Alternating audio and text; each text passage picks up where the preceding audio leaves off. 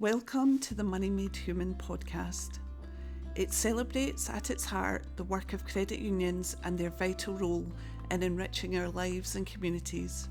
Brought to you by First Class Credit Union, each episode features insightful discussions revealing the meaningful impact that can be made through economic collaboration. Mostly, it's a collection of compassionate conversations about navigating life and the individual journeys we take. This episode features sensitive themes and topics. If you're affected by any of the conversation, links to available support will be included in the episode description. We're trying to make money more human, so be kind to yourself as you go forward. Thanks for listening. Good morning to all our friends listening to this and to our members. We're delighted today to welcome Nicola Reed from Cruse Bereavement Scotland. Nicola is the Director of Client Services there, and we are so happy to have you. Thank you for being here with us, Nicola. Yay! An absolute pleasure. I'm feeling celebrated already. I've got a mug with my name on it. Oh, cool. That's very exciting. So cool. And it's a new Money Made Human mug, which we've had designed specially to go with our podcast. And I guess humanness is really important in what Cruse Bereavement Scotland does as well. Before we get to that, for our members listening, what does Cruse Bereavement Scotland do? So Cruse Scotland supports bereaved individuals across Scotland, children, young people and adults. And it doesn't matter how long it's been since they've been bereaved, and it doesn't matter what the cause of death has been. So we're available to provide support to anybody that wants and needs that. So that's kind of what we do, and we do it in a variety of ways, kind of groups and one-to-one support and helpline and text-based stuff as well. And I should say, for anyone listening to this that might be suffering with a bereavement or going through grief at the moment, we'll offer some signposts and helpful pathways for anyone listening. But why, can I start with a difficult question for you? Why is it so tricky to navigate? Why is grief and bereavement so difficult to navigate?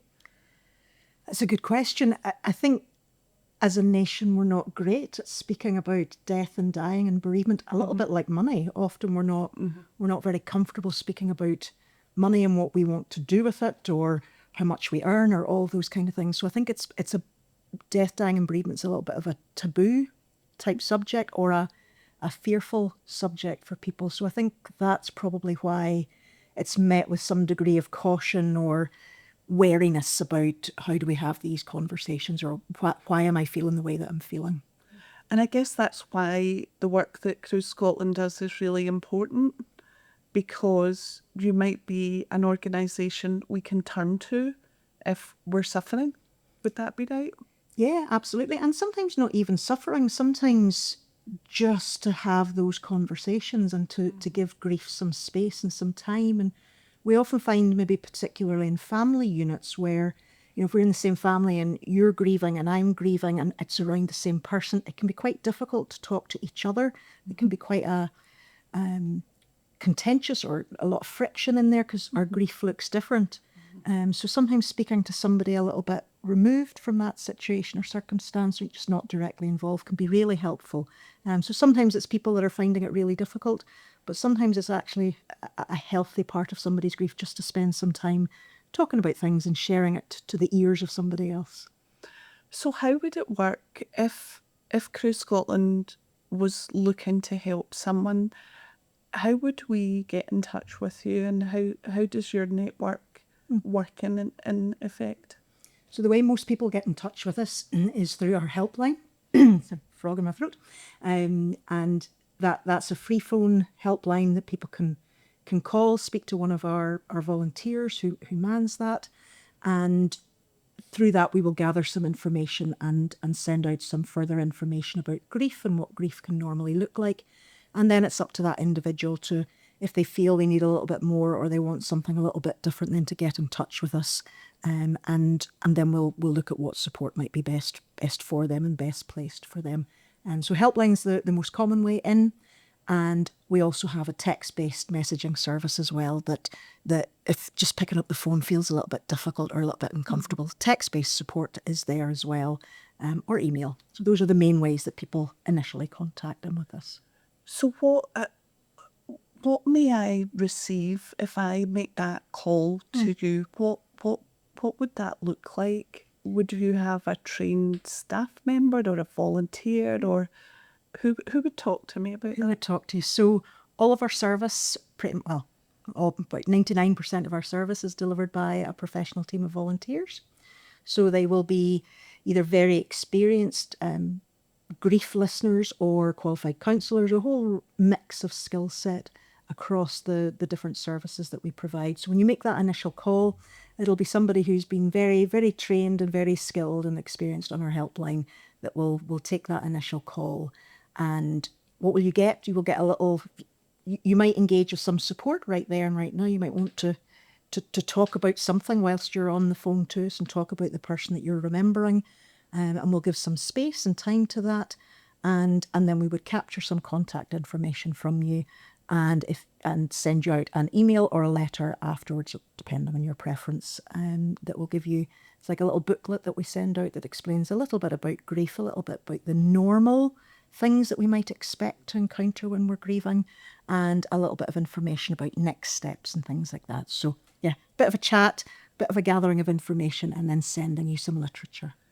But a safe place. A safe place, yeah. A safe place to talk. Yeah, absolutely. And that's, it's driven by you. If you're making the call, we will answer that call, and then it's actually what do you want from that space? And is it a little bit of an extended conversation to talk about your person, or to talk about how you're feeling or the dynamics that might be going on in your family?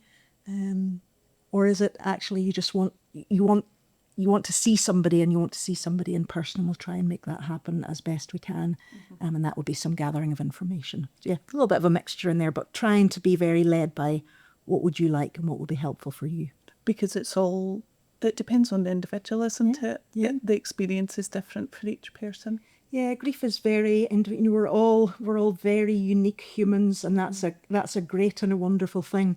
But it means that our grief looks different. So even if we were related to the same people, and that we knew the same people, and one of those people had died, your grief would look very different from my grief, and what you would need would look very different from what I would need. So what we try and do as a service is provide the support that you need, that looks like what you need it to look like when you need it to be. That's a challenge, because there's a lot of unique individuals in Scotland. Of course. And the volunteers, I'm interested to hear more about why do they want to volunteer for you, and have they themselves been touched with grief or bereavement, and that's why they want to give back? Or what's the story of a volunteer with Cruse? Oh, I would love to say that there's one story and one size fits all. Our volunteers are probably as unique as the individuals that we've already been talking about. And I would say, yes, there can be a strong draw if somebody has experienced a bereavement in the past. And if that was very well supported, they might want to do that for somebody else. Or the opposite of that, if they were bereaved in the past and actually that support lacked something, or there was something missing in that, almost a wanting to help that not be a repeated experience for other people. So yes, we do have a significant number of our volunteers who have been bereaved themselves, but we also have people who have not experienced a significant bereavement yet, or so we might have students that come to us on placement pathways, or people who are just passionate about seeing grief well supported. It's unusual to find somebody that's not bereaved somewhere, because bereavement is a very normal, natural human experience. So it's one of the inevitabilities of life that at some point in our lives we'll be bereaved. So yeah, a little mixture in there of what our volunteers look like. I'm so curious about you saying that grief and bereavement is a very human, natural experience. It's very similar, as you'll see in our background, to what we're trying to talk about with our members, that money is also a human experience, and it's very individualised. But tell me more about the humanness in the work that you do, and the ethos. Why is that a kind of fundamental principle of what Cruse Scotland does or thinks? Oh, that's a great question. You're actually reminding me of something that my children often say, that when we talk about money, that they never learnt it at school. They learnt about Pythagoras' theorem or something else, but they didn't learn about what's a mortgage and what's an interest rate and how, Yes. what's debt, what's all of that kind of thing. And I think education as well doesn't look at bereavement and grief very often either, yet it is this very normal thing that people will encounter.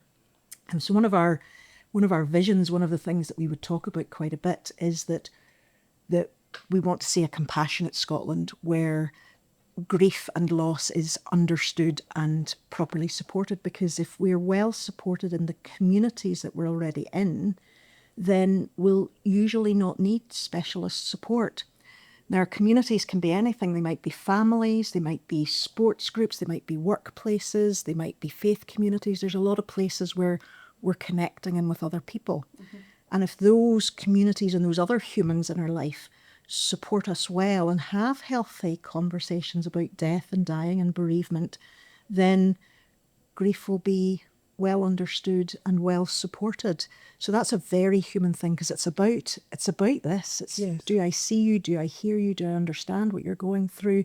And not try and bring myself in the middle of that, because this will be your grief and about you. So I would say humanness is all over the organisation. That's why we have real humans on our helpline and real humans on our web chat and real humans at the ends of phones and in our appointments, because it's a human interaction that helps the healing, the recovery, the journey of grief, whatever language you might want to put around that. And it's so important, I think, as you've said, to be seen and heard in what is, I guess, the kind of ultimate, potentially most difficult experience we may face. To be heard and seen. And I guess you have to invest a lot in your training and your volunteers.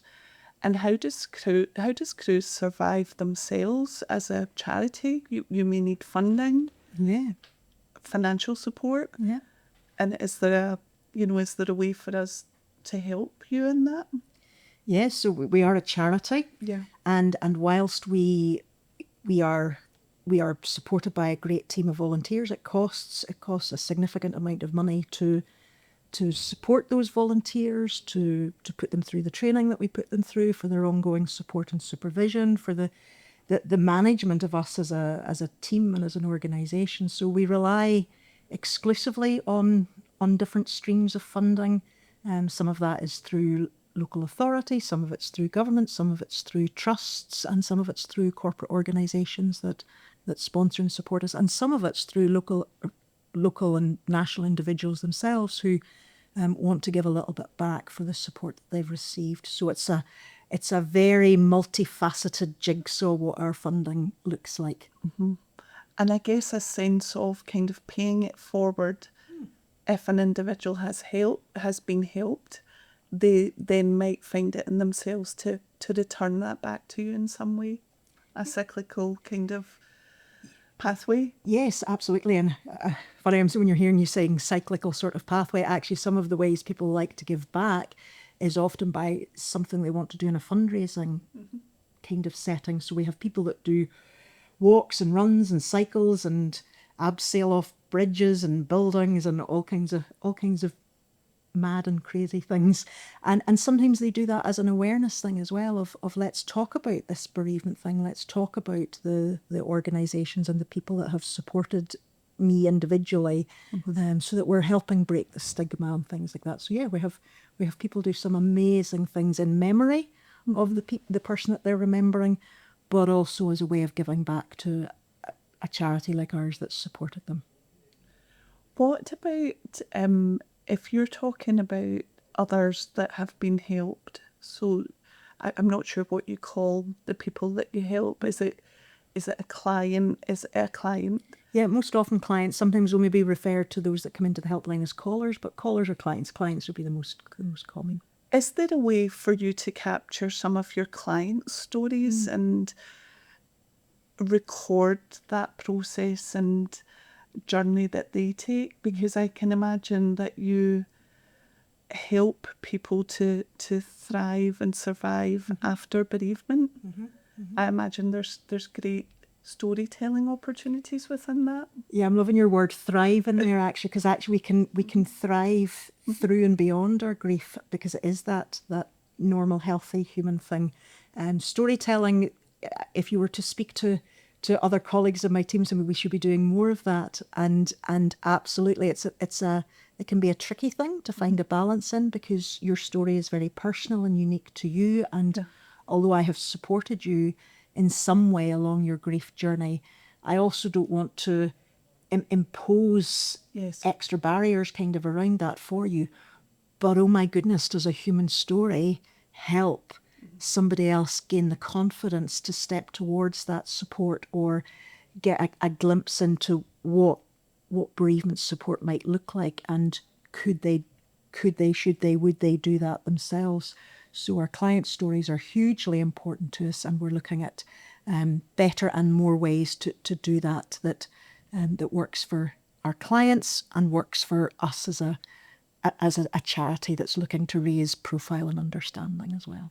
For anyone that might be listening to this and thinking about their own journey, their own story, what advice would you give to them, especially if they're in the early stages of grief and bereavement? What would you say to them if they're listening to this and any part of the conversation resonates with them? I think probably something like that what they're experiencing is normal. It's a natural human response to a loss that they've experienced in their life, but it's not something that we enjoy, and it's not something that we like. But to talk about it to friends and family, if that's appropriate, to talk about it with work colleagues, to talk about it with people like ourselves within the likes of Cruse Scotland that have that experienced ear, because it is a difficult journey. Grief is difficult. It is hard. Often can be a very life-changing thing, but we can be healthy as we grieve. So it will change, it will shift, it will be different tomorrow than it is today. So not to expect it to be a static, never-changing thing, but to talk about it and talk about it some more. To our members that may hear this, one message I would like to convey today is that they're not alone in their journey. And I think it's important to understand that, because I think sometimes with grief, you can feel like you're alone in the process. But you help hundreds of people every year, thousands of people. Yeah. And I think that word alone is a really interesting one, because we can be surrounded by lots of people, but we can still feel very isolated and very alone, because grief almost takes us out of some of those places of connection. And people avoid us. We've heard horrible stories of people avoiding each other in the supermarkets, or because we're not comfortable to talk about it. So we can feel so hugely alone. And I think that's part of the richness of what we bring is, actually, I'm here to spend time with you and to hear how this has been for you. And that human connection breaks down a lot of that isolation. But it can be a really lonely place, and that would be something that we would say quite regularly is, don't do this on your own. Don't carry this on your own, because there are people and charities and organisations like us that are around to support you at this very difficult time. I don't want to overshadow your fabulous messaging today, which is so important, but if I may just share a personal story. I lost my mum and then dad and then brother in back-to-back bereavements. Not too far ago, just a couple of years ago. And I found myself stuck in grief. I found it quite difficult to navigate life round about that. So I have a busy job and have children, but I felt that was the centre of my world. The grief was the centre. And I don't think I've ever said this out loud to anyone before, but I think three things, and I don't say this lightly, but I think three things really saved my life coming through that. One was my home team, and I have a partner and children. 2 was the people that I work with, but 3 was speaking to Cruse Scotland. I was very, very lucky to get an opportunity to come and have some counselling, and it really was, and I'm not underestimating this, but it was life-changing for me. And I think a big part of that was through Cruse, I was allowed to tell my story.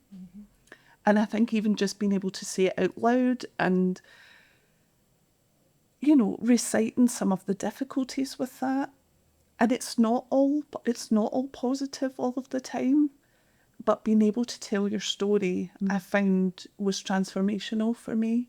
So I suppose I don't know what your comments would be on that, and I think that's why I wanted to ask about the storytelling part, because it was so empowering that you gave me the opportunity. But I know there's thousands like me out there. Yes, and no apology for bringing your story into this conversation, because I think actually that is the huge richness and value of hearing each other and hearing each other well.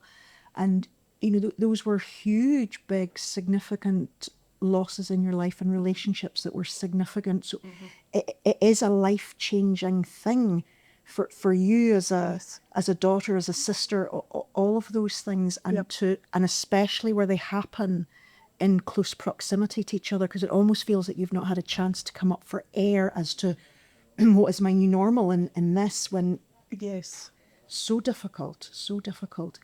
And you know what you've said there about being heard, I support some clients one-to-one as well, and I'm a trained counsellor. And sometimes I say I feel a little bit like a fraud as a grief counsellor, because what it often involves is giving people an invitation to say, tell me about them. Tell me about the relationship that you had with them. Tell me not just their name tags of mum, dad, brother, not just the who they were, but the what they were to you. Because that is so big, because we grieve all of that. We don't just grieve the name tag that they had in our life. We grieve the who they were to us and who we were to them. So that is the beauty of storytelling. And we are, as humans, we are storytellers by nature. Yes. And, you know, those fire pits from days gone by of being around a fire pit and telling stories of family, that's how family narratives continued. And it's a hugely important thing to do. So not just a storytelling from a, let's tell the world about how brilliant a support organisation Cruse Scotland is, which we are, but let's share our stories with each other, because that's where the richness of life is. So thank you for bringing your story into that.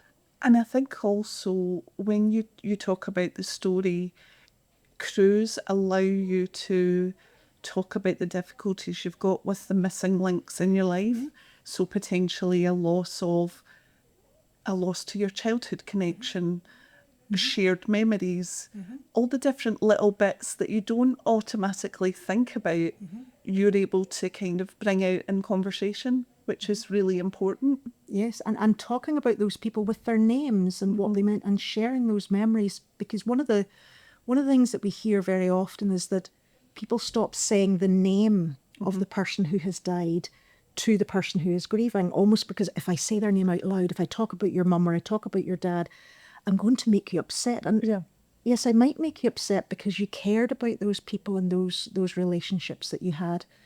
But actually, to say their name out loud and to remember stuff about them, the good stuff, and also sometimes we hear about some of the very difficult stuff that there has been in relationships, where we might feel frightened or some reservation about saying that out loud to other family members or other people who knew them and had different relationships with them.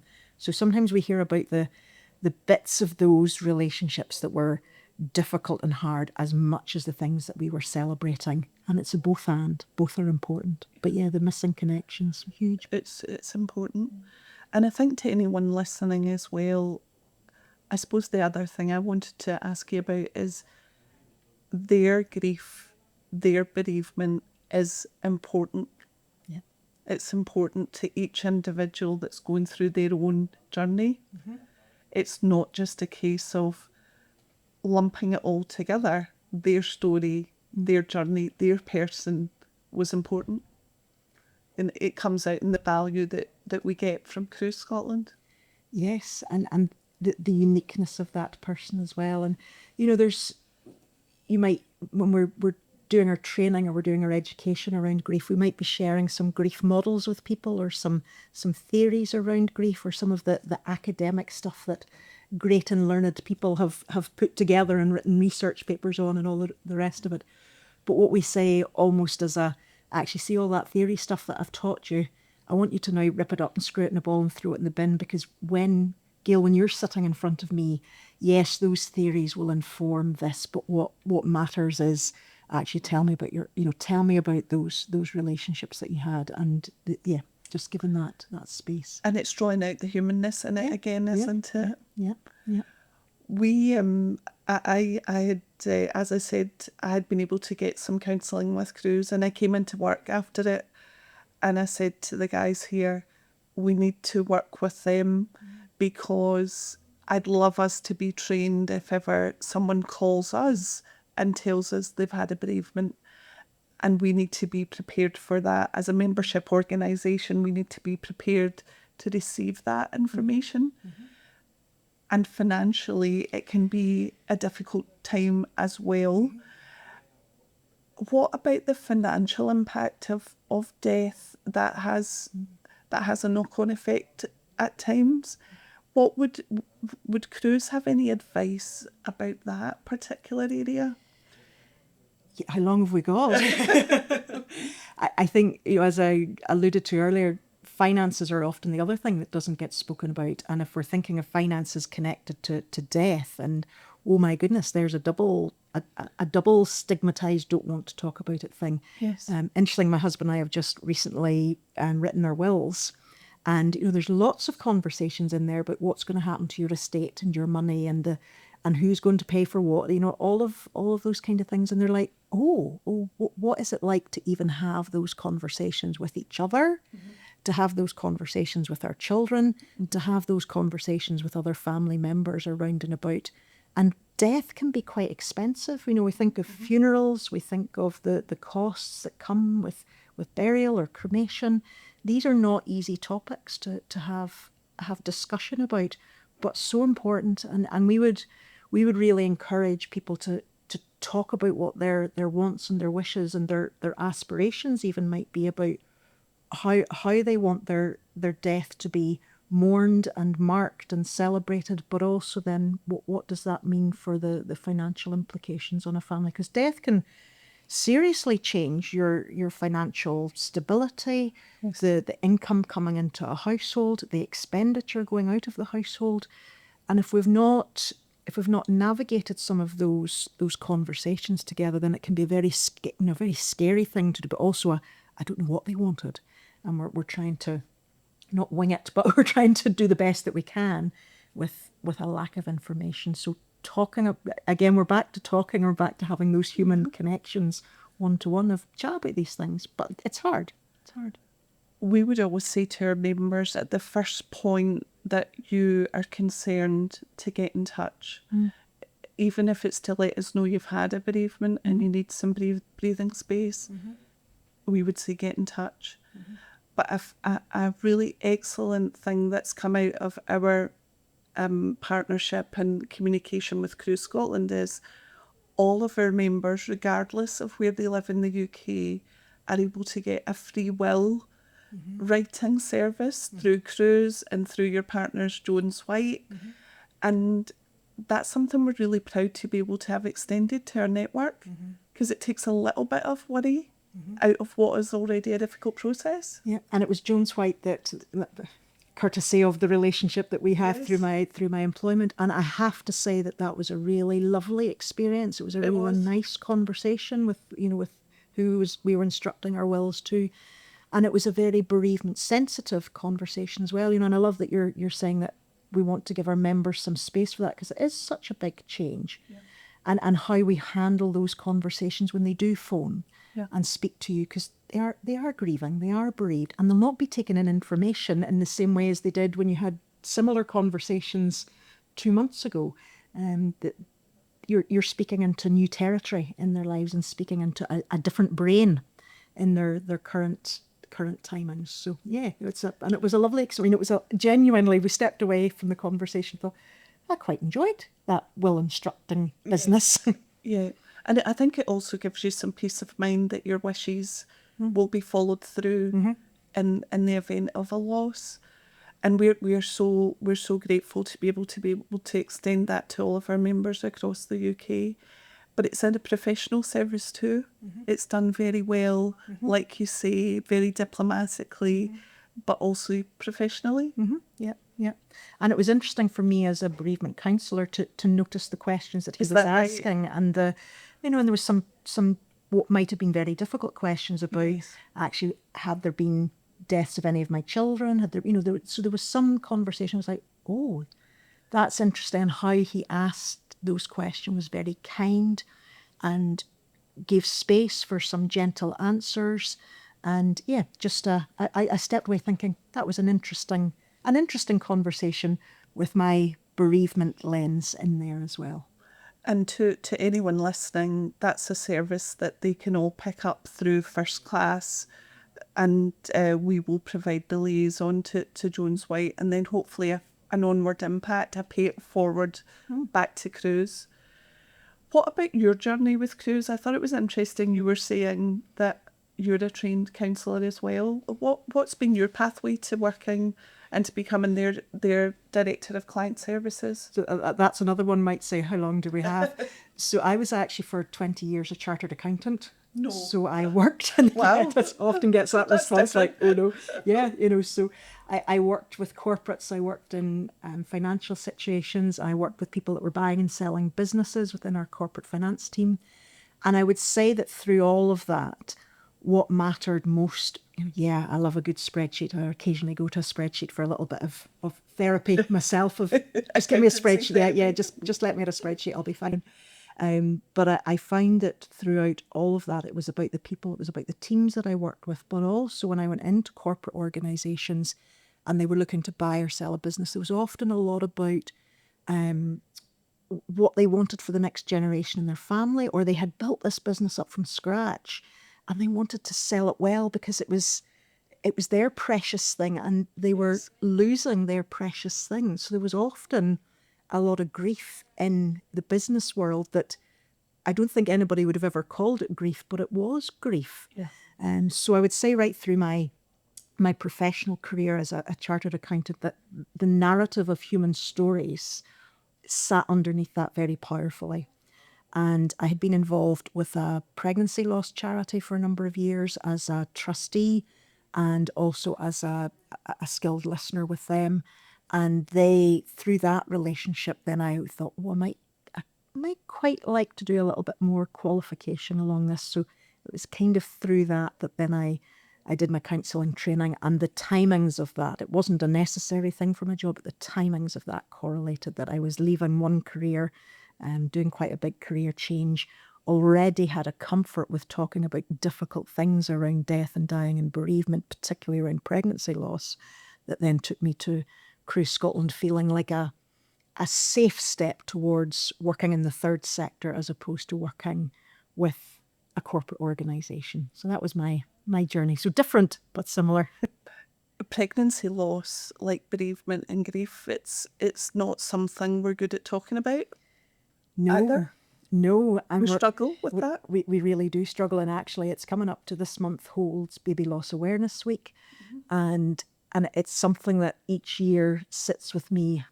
It's part of the work that I do anyway, but it's this week sits with me, or the Baby Loss Awareness Week sits with me as actually, how do we have those conversations about different types of baby and infant loss and what that means for the mums, for the dads, for the siblings, for the grandparents, for the aunts and the uncles, because although it can be very, very hidden sometimes, it has huge ripple effects amongst a family group in different ways, and even in the workplace. And sadly, I've heard some horrific things said to women and men when it's come to a pregnancy loss that have been very difficult to navigate. So it's something I'm personally very passionate about, and we could probably do a whole different podcast. Oh no, we'd love to talk to you about that. because we know that's something that will impact our membership as well. And if someone if someone suffers that particular loss, could they get in touch with Cruse Scotland too? Yes, absolutely. So, I mean, as said at the outset, we are here for any type of bereavement, and no matter how long it's been since that bereavement. So yes.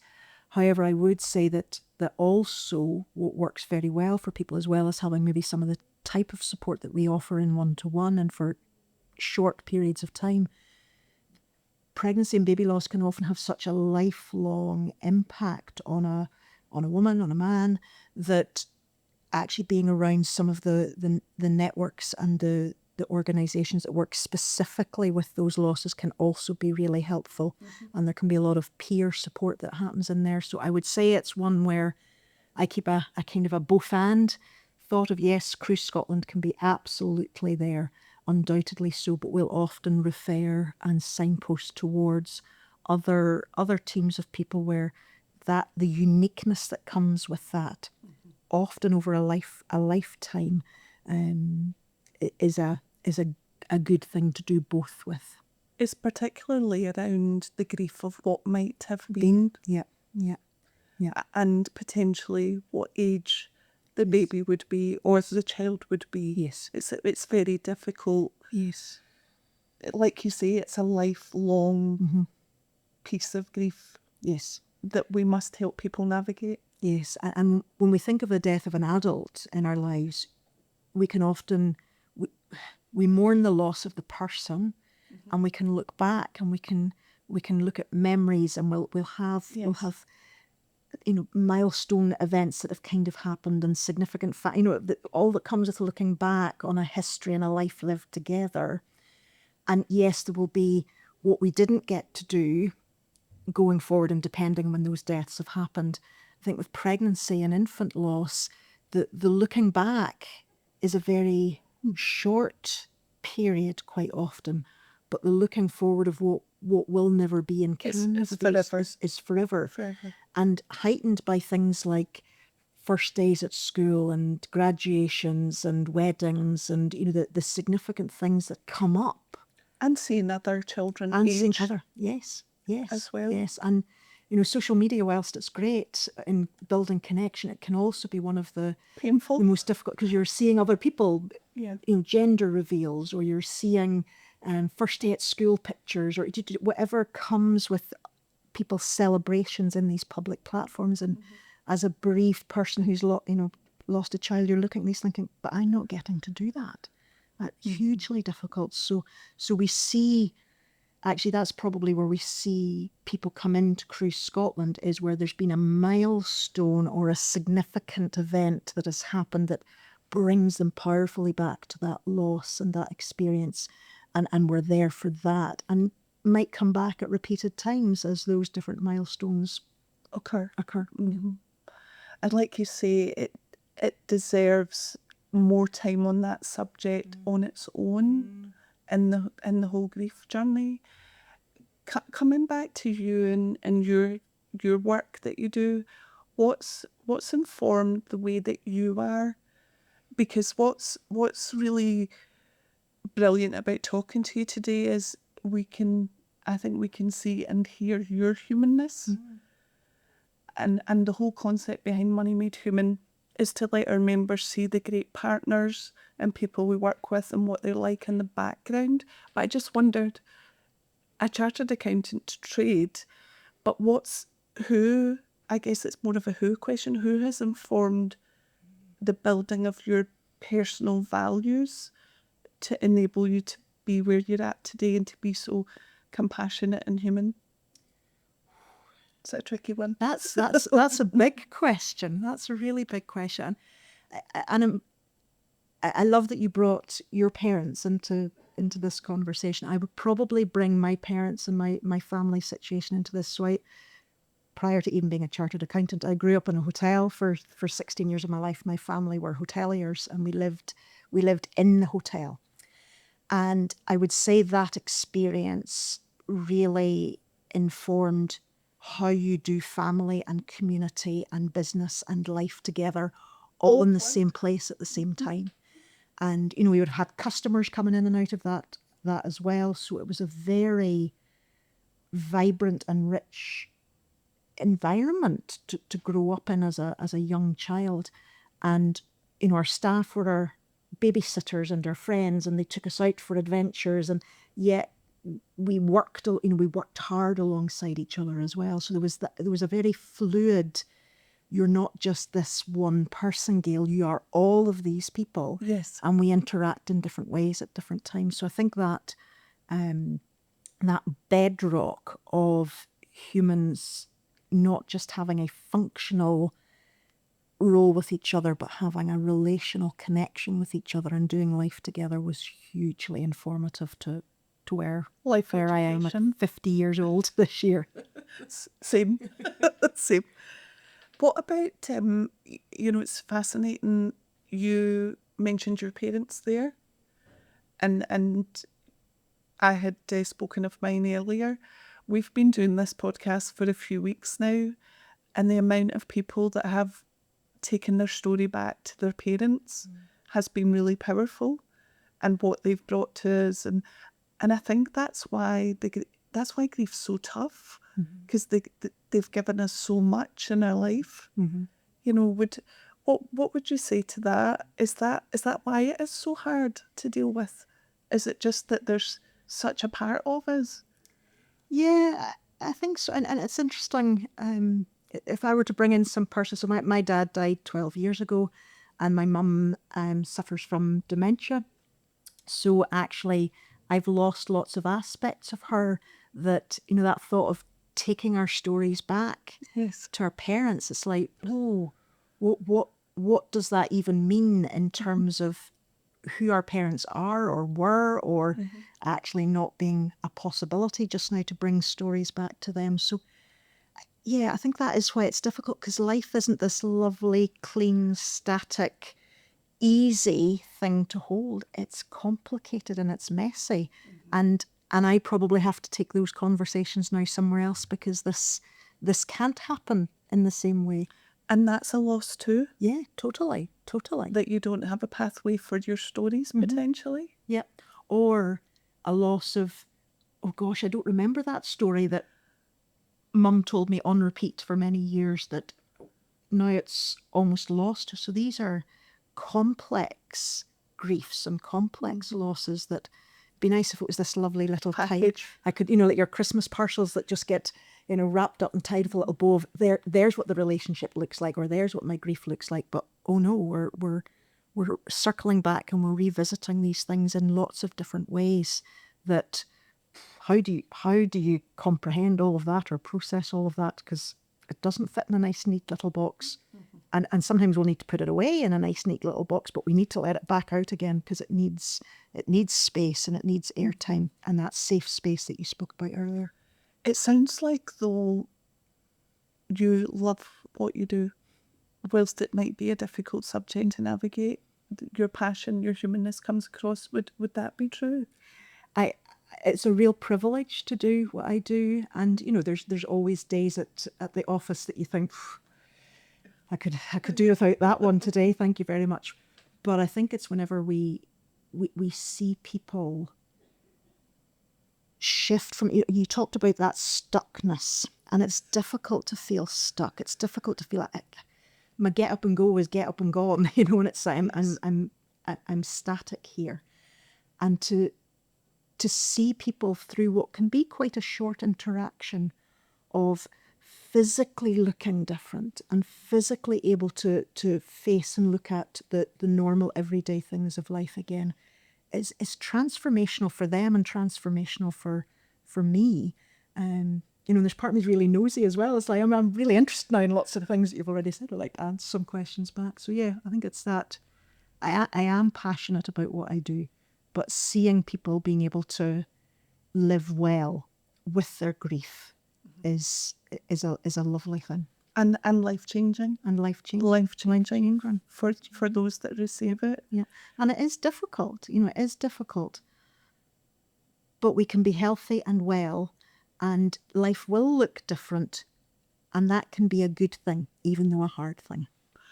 The greatest I think, piece of advice I got from Cruse, or I'm not even sure it was advice. I think they just let me tell my story. Probably your own advice. You probably found it there yourself. But one of the things they said was we can take those people we've lost on our journey forward. Yeah. Through the way we behave, our values, we can remember them.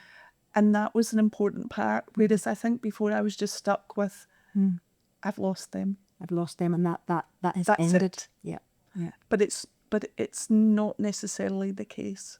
It's not, and we talked a little bit about theory earlier. If I was to pull in some theory, I would talk about something that's called continuing bonds, Okay. and how we celebrate and memory make after a death. So for me, that might be every time I see a robin, I think about my dad, because my dad used to have this little, it was almost like a little pet robin that visited our house pretty much every year, and it had a gammy wing. It had a little kind of broken one. Yeah, a little. It worked, but it just. So when I see a robin, I'm kind of checking out its wings to see if it's, if it's got a wee wing that just looks a little bit different. And it's, it's lovely to think. And I'll send photographs of a robin to my sister, and I've got. In my children, I had a friend that bought me a mug with a robin on it because she knew I would connect with that. So it allows me to have those conversations. And I had a really interesting chat with a message exchange with a friend of my mum's quite recently. And she was talking about all the memories that mum had lost recently. And she says, but what's great is that I can be the memory keeper for her. And I was like, oh, well, wow.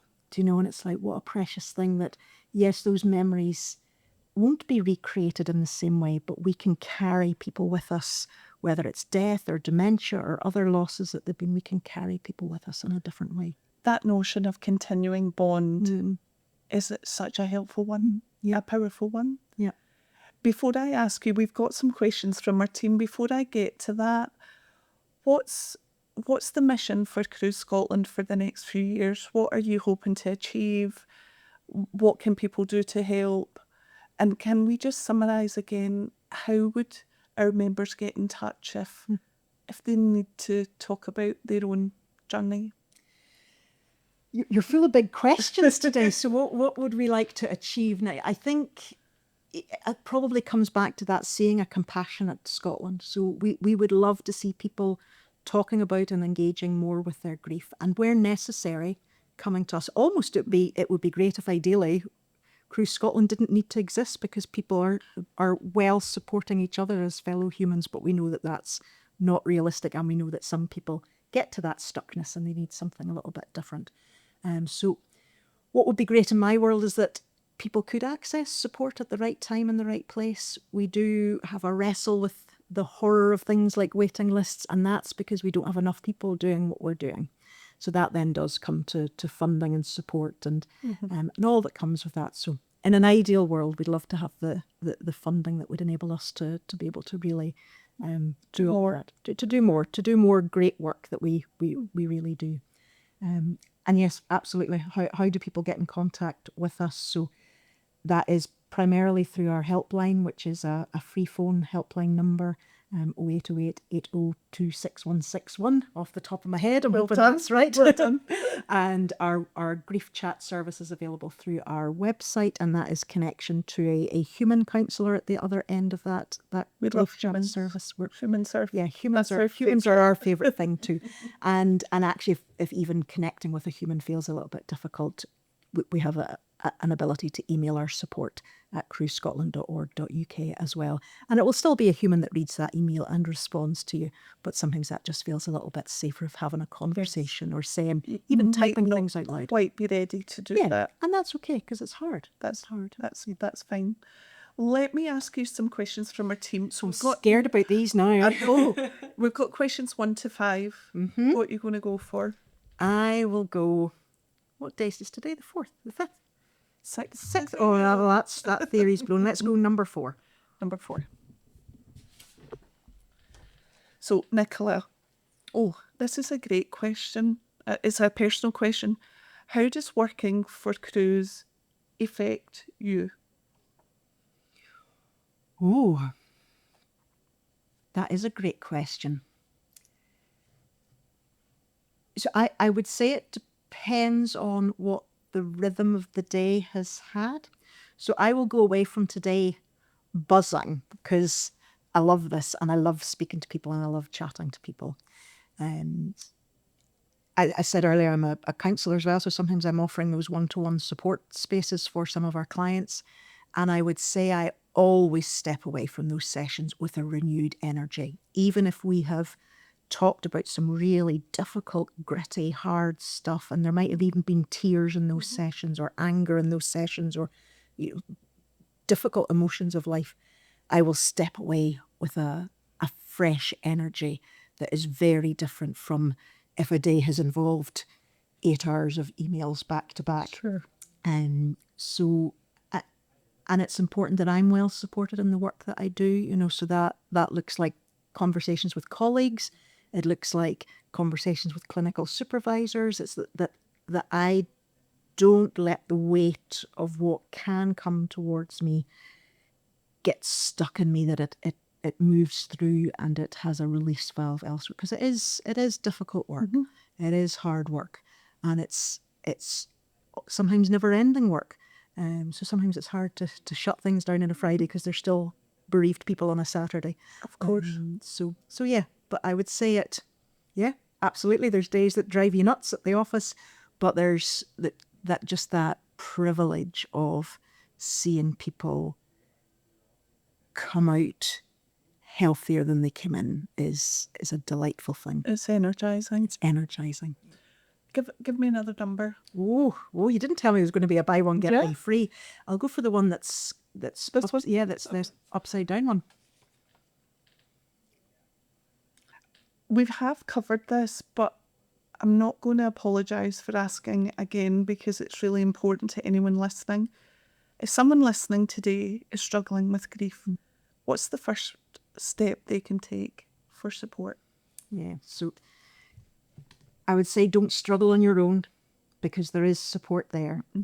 So if it feels comfortable to pick up the phone, to pick up the phone, and we will answer you kindly and nicely, and you will be met with somebody with warmth and space to listen to you. So our helpline is great for that. So that would probably be the big number one that I would suggest. But also, if that does feel like a step too far, is just give yourself a bit of kindness and a bit of pause that it's okay, that this grief is feeling hard and that this grief is feeling difficult, because it is a really difficult thing in your life. It is life-changing, as you said. And we're often referred to as a lifesaver in people's lives. So yeah, reach out for that lifesaver ring belt that we can throw you. Grab it as best you can and take a big deep breath in, and don't suffer on your own. Don't You're get not stuck on your own. You're not on your own. You're not alone. You're not alone. Let's do one more because it's such an important subject. We've got 3 left, 3 questions from the team. You see, you're going to do all 5, aren't you? Maybe. It's a ploy. It's a ploy. What one would you like to go? I will go 3.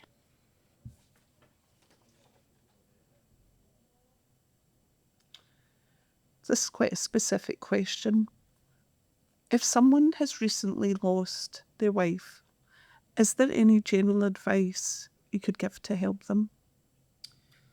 It's quite a specific. That is quite a specific one. It is quite a specific one. My mind goes to all kinds of things, because a wife that's speaking to her, probably something that may have been a very intimate, close relationship. Sometimes it's not. Sometimes our marriages are very difficult and provide lots of different things. But I'm imagining this is something that's been this is a huge change. This is a change of what the home looks like. This is a change of what our social interactions look like. It might even be a change of, was it the wife who did all the financial stuff and would have been the one to have phoned you guys? Or is it that the wife, was she the one that organised all the social functions and all the let's go and do this, to have lost all of that through the death of one person is hugely significant. So that is going to take quite a journey of integration of what is the new normal for the surviving spouse in that. I would say be really kind to yourself and don't if it's been a life well lived together, don't expect to feel, I don't even know what word to want to put in there. Expect this to have an impact for a period of time, but it will shift and it will change. I was accidentally on our helpline one evening. It was because I pressed the wrong button and a call came in. And I had a conversation with a lady she was a woman in her 70s, and she had been with her husband for 40 years. And she had told me the date of death and things like that. And the date of death had been, I had understood it to be one thing. And she was talking about, why does this still feel so difficult after so long? Mm-hmm. And I took a little pause. I said, can I just check the dates that you told me? When you said, let's say December, when you said December, do you mean 2020? Let's do it if this call had happened last week. Do you mean December 2024? Or, yeah, December 2024. And I was like, oh. There was a part of me there was this lady who, 40 years together, 9 months bereaved, wondering why that felt so weighty for her. I said, you've had a lovely, you've had a long life together.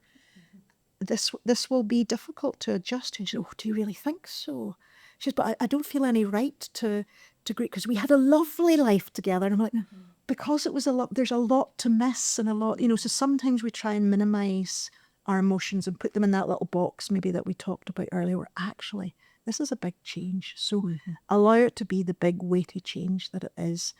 Give it some good space and work out ways to, how do I do the everyday ordinary part of life as well? Because it's a mix. We spend time with loss and we spend time coming to work and doing the, if it's getting kids to school or whatever the normal function of our lives are, we have to do both. We have to give loss space and the everyday ordinary things space as well. But it's a hard journey. As you were talking there and telling that story, I couldn't help but think we throw around the term be kind because you never know what people are dealing with, but it's really true, isn't it? You don't know what people are going through and feeling and the deep sadness or grief that someone might be going through at any time. I think kindness plays a part in all of this too, in terms of society. Yeah, and we're often kinder to our friends and we're kinder to others than we are to ourselves. Definitely. Because if you were, if you were looking at my grief and you were looking at,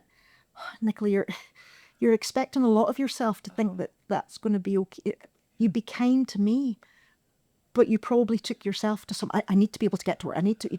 We have higher, we're less kind to ourselves than we are to other people. So sometimes it's about holding a mirror up and saying, okay, this is how kind you would be to me. What would it be like to be as kind as that to yourself? And what would that look like today? It's important, isn't it? Yeah. Right, I'm going to get one last question for you. Number 1 or number 5? You choose this time. Okay, let's go for number 1.